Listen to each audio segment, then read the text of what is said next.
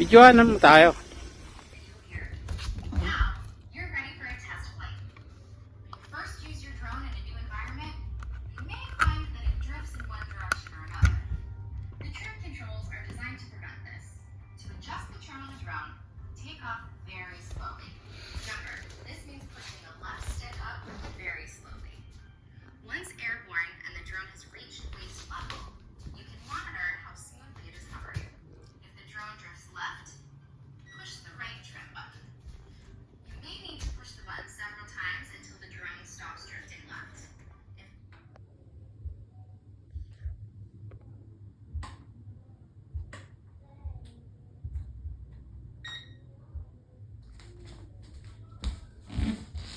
Ayaw.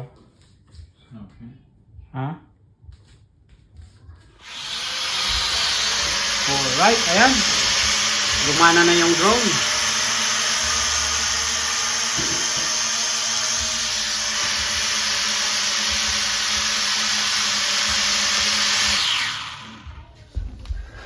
Right, charging muna siya.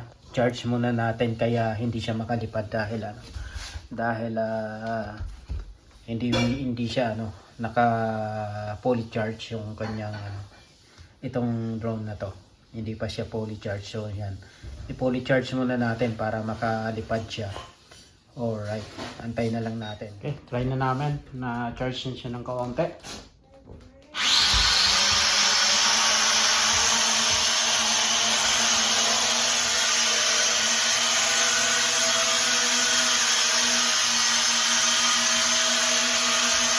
Ingat kayo yung TV ah.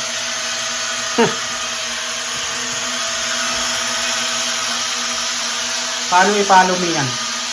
Sige. I-follow me mo nga. Oh, tamahan ka dyan.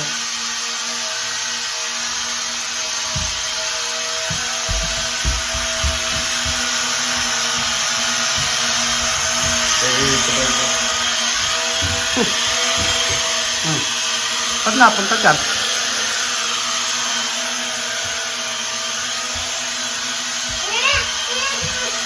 Ano yung pinakataas niya? I don't want, if it dies, I don't want it to fall. It's down. Dahil battery. But if it's blinking, it's low and battery. Okay, charge it again. Alright.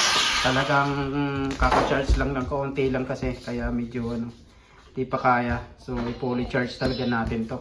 Wow!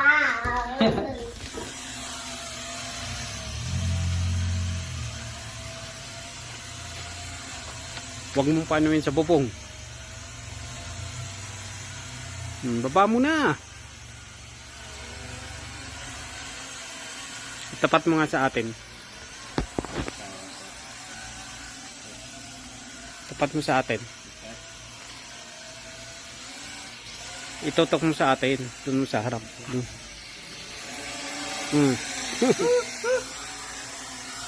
It's hard to control it backwards.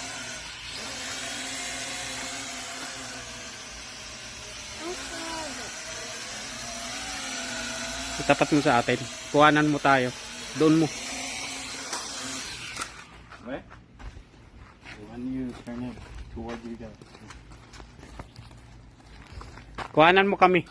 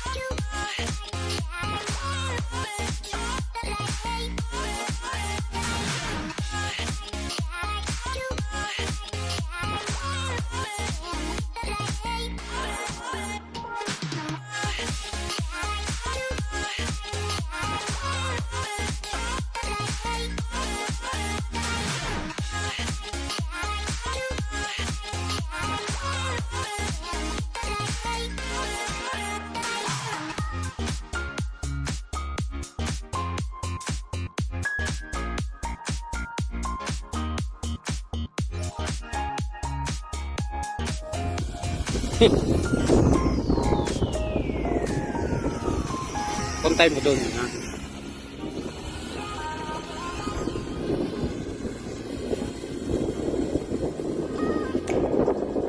Iharap mo sa atin. Video mo. Kuhanan mo tayo.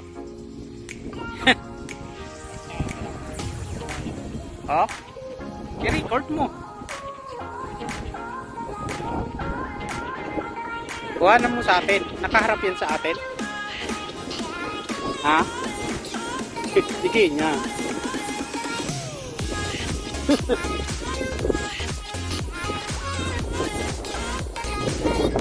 Ay, ay, ay, sakyan.